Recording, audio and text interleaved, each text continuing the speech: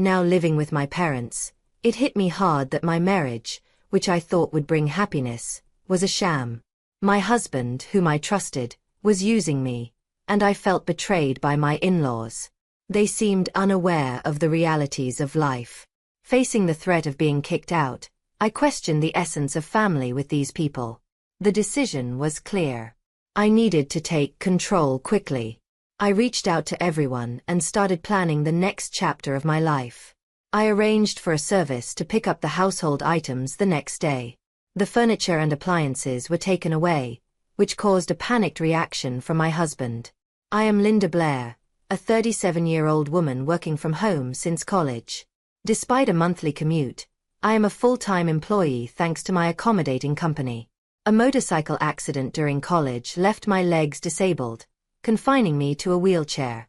Despite ongoing rehabilitation, improvement seemed unlikely. I accepted my condition and initially thought I would be single forever. However, a blind date set up by friends rekindled my desire for companionship. I met James, my now husband, who, despite being 6 years older, had a youthful energy.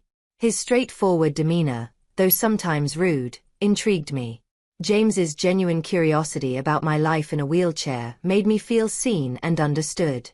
As we continued dating, I believed happiness awaited me with James and eagerly accepted his proposal after 5 months. Immediately after our marriage, things changed unexpectedly. James and I moved into my standalone house, which was a rental but very wheelchair-friendly. The previous tenant had made it accessible, and James liked the spaciousness. I spent a lot of time at home, so I naturally did most of the housework. Sometimes when I asked James for help, he would claim he was too tired and refused to assist, even when I needed help in the bath. I managed on my own, but it took longer, and I missed the days when a caregiver visited twice a week. My frustrations grew as James ignored my requests to put away bath items, making everything take even more time. James didn't understand that the house was designed for my needs. It became clear that James was more attracted to the house and my ability to handle chores despite my disability. His unemployment and constant partying strained our relationship even more. While it was heartbreaking, I clung to the hope that our marriage had some love. Financial issues arose as James increasingly relied on me for money. Seeking advice from his mother only brought biased support, leaving me feeling lost. My friends dismissed my concerns, pointing out James's charming facade. James's unpredictable behavior, especially when drunk, pushed me to my limits. I struggled with whether to endure the situation or face a future alone. Just as I began to seriously consider divorce, James suggested living with his parents. I was stunned to learn he wanted them to move into our place. I understood the desire to be near aging parents, but they were in good health, making the idea confusing. I couldn't understand why James's parents needed to move in with us. Our home would be cramped with 5 people, and since I work from home, it would be very inconvenient. You're always thinking about yourself, huh? I never thought you were this selfish, James accused. I'm just questioning why they need to move here when they have their own place. Our home is more spacious, modern, and equipped with conveniences for elders. If James's parents move in, I'd have to be on my toes during work hours while James is rarely home. His retired parents would likely be around a lot, sharing the bathroom and kitchen. I'm slower than most people and foresee the challenges of such a living situation, I explained. I need some time to think, I said. You better hurry up. We don't have much time, James replied. Despite saying that by the weekend, he brought his parents over, making me think they had planned this move for a while. You know, I've been thinking, maybe you should consider a facility, James's mother suggested. What?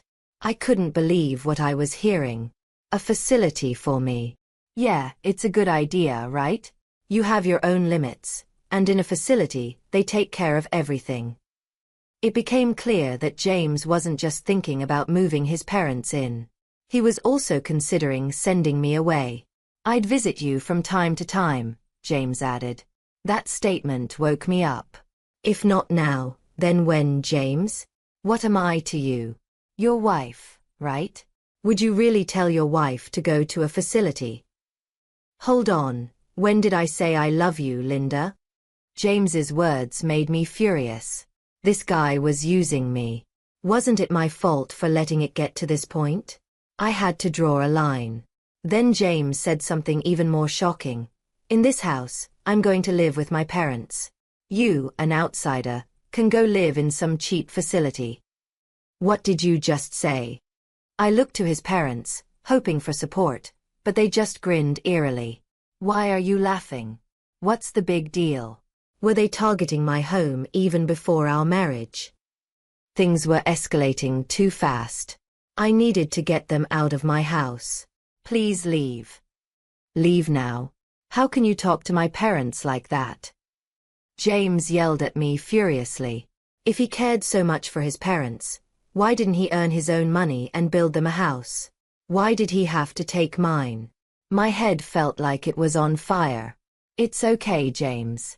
Linda must have been shocked since we came unexpectedly, his mother said. We just came to check the place today. Yeah, we need to check before moving in. Looks like there are more appliances than last time.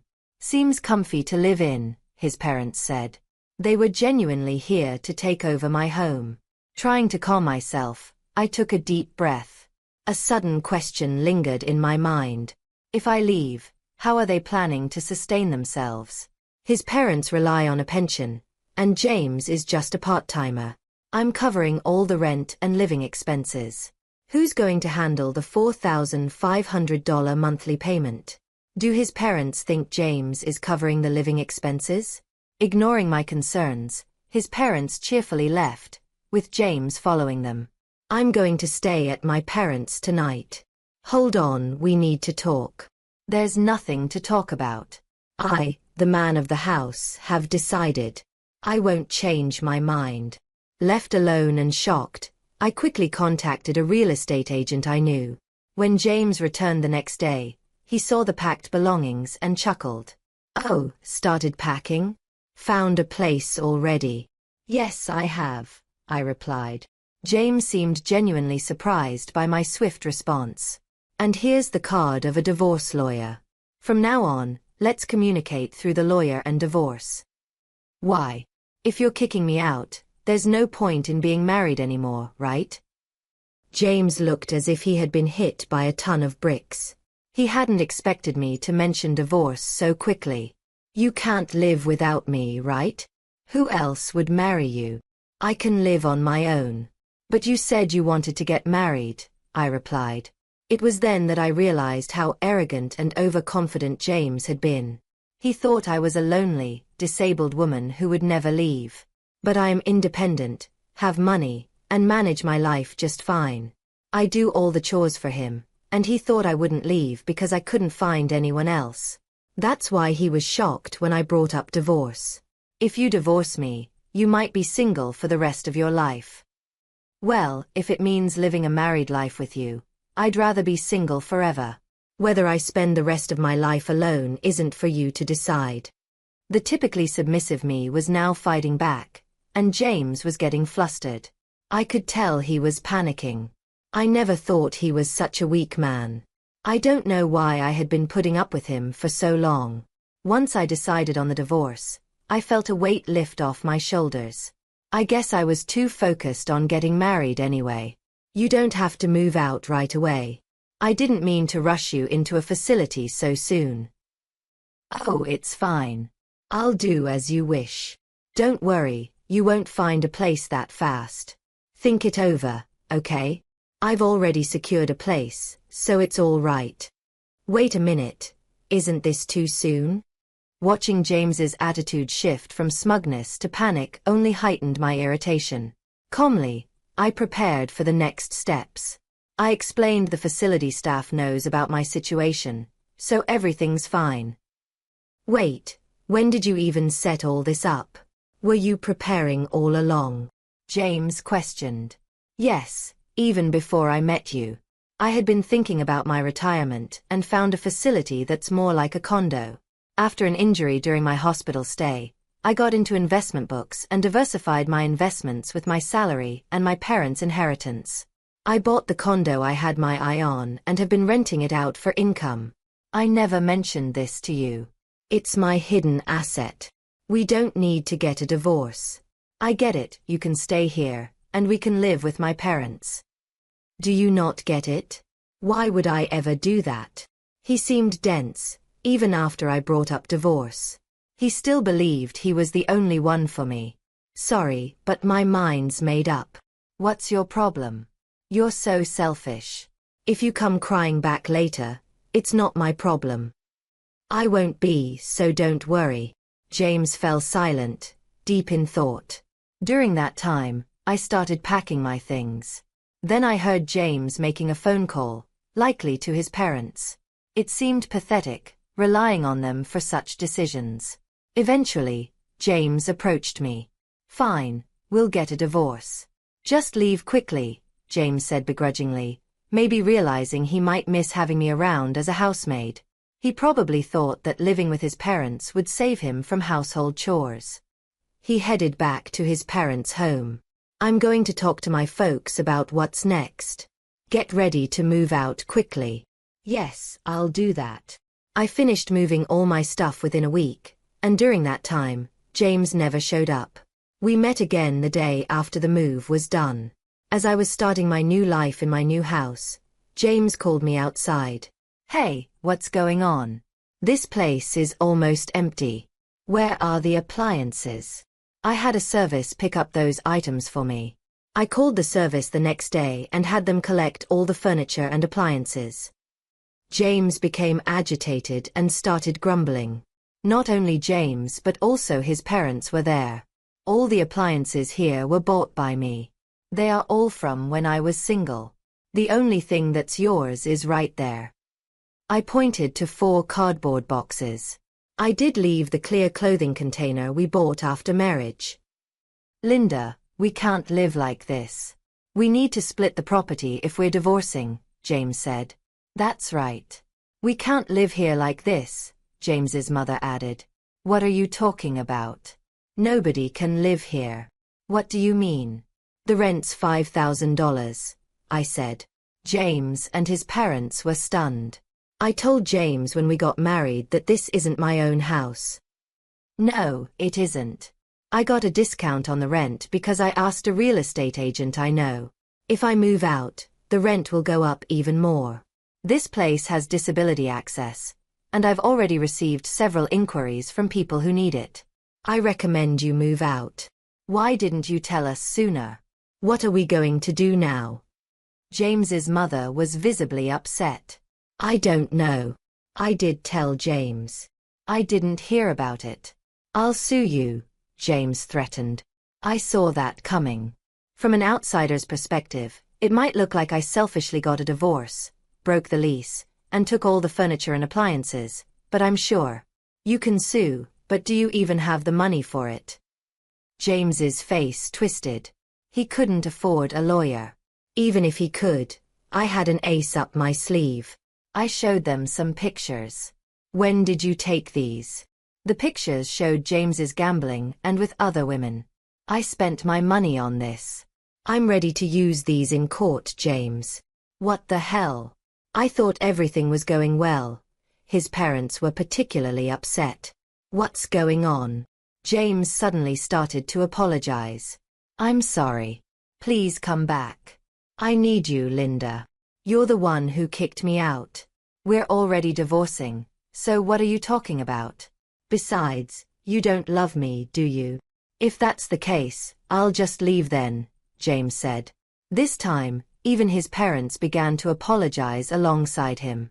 We don't have a place to live anymore, James's father said. What do you mean? I asked. Our house got foreclosed on.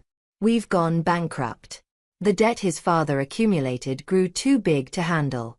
James, who used to get an allowance from his parents when he was single, probably thought he was in trouble and decided to get married, hoping for support. Now I understand why his mother was so kind before we got married. I can't help you now. We're strangers, I said. Even if my folks and I end up homeless, are you okay with that? James asked. You brought it on yourself, didn't you? James's ulterior motive was clear as day. I firmly told him. I had no intention of giving him any furniture or electronics. Please don't say that. Have some mercy, James pleaded. It's too late for apologies now. Sort it out on your own, I replied. That's why I'm asking. I can't sort it out, James insisted. I told James and his father that if they couldn't pay the rent, they should move out. The lease was in my name, so I could cancel it any time, making eviction easy. Even if the lease was transferred, James probably couldn't afford to live there. I heard all this from the real estate agent. I can't pay the rent, James admitted. In the end, I decided to cancel the lease. I no longer needed the place, and with the divorce finalized, everything was over. I kicked out the stunned family and locked the door. What are we going to do now? James's father asked. I can move into a facility. Goodbye, I said. Facilities like that probably have no freedom and are the worst, right? Good luck in that crappy environment, James spat bitterly, clearly unsatisfied with not having the last word. I ignored him and his parents and left. A few days later, James showed up at the facility where I had moved. Hey, what's this about? James looked around, about to faint. It's not a crappy environment at all. It's a luxury facility worth $3 million. I had saved up money and, with my investment earnings, bought this place. The previous occupant left at the perfect time, so I moved in immediately. With the sale of my house and some extra income, I still have plenty left over. This facility is top-notch, with doctors and helpers on site. The floor plan is just like an apartment, with plenty of privacy. The room is a 2-bedroom, so families can live together. There are even couples and families living here. I can call a helper with the push of a button, and there's assisted bathing every day. I originally thought of this as my final residence, but I'm glad I made the move. You had this much money? Then why? I really don't want you coming all the way here. We're strangers now. Please leave. James suddenly started acting sweet towards me. Can't you just let me live here? What are you talking about? That's impossible. We're divorced. Face reality. That's why let's get remarried. I'm living in a motel now. Isn't that pitiful? I can't get a job because I cut him off. That's your problem, James. Goodbye. I don't have an address at the motel, James said, trying to sound smooth. It was clear he had quickly abandoned his own parents. He only thinks about himself. Why don't you take a look in the mirror? You look pathetic, living off your parents at your age, becoming a freeloader after marriage, and now begging on the streets, I said. James's face turned bright red. You're not ashamed to be clinging to your ex-wife? Look, everyone's watching, I pointed out. Residents peeking from their balconies were watching. I had asked them to look out if my ex-husband came to visit. I knew James would come looking for me at least once, either to gloat or to beg. The residents were very cooperative and looked at James with pity. It was like a real-life drama. I wanted to applaud them. James finally noticed the stares and realized how embarrassing he was being. I won't ask any more, he muttered and disappeared. I don't think he'll come here again. Later, when I went out, I ran into my mother-in-law working at a supermarket checkout. My father-in-law was a janitor, and my mother-in-law was a cashier. As soon as my mother-in-law saw me, she turned her face and tried to hide. She was being scolded by a young employee for her attitude. James had apparently found a low-paying job through someone he met at the motel cafe. I frequently host home parties and live happily every day with people from the same facility. I also became good friends with other wheelchair users. If I had known such a community existed, I would have moved here sooner. I found time to attend physical therapy sessions, and my current goal is to get my legs moving on my own. I lead a fulfilling life both at work and in private.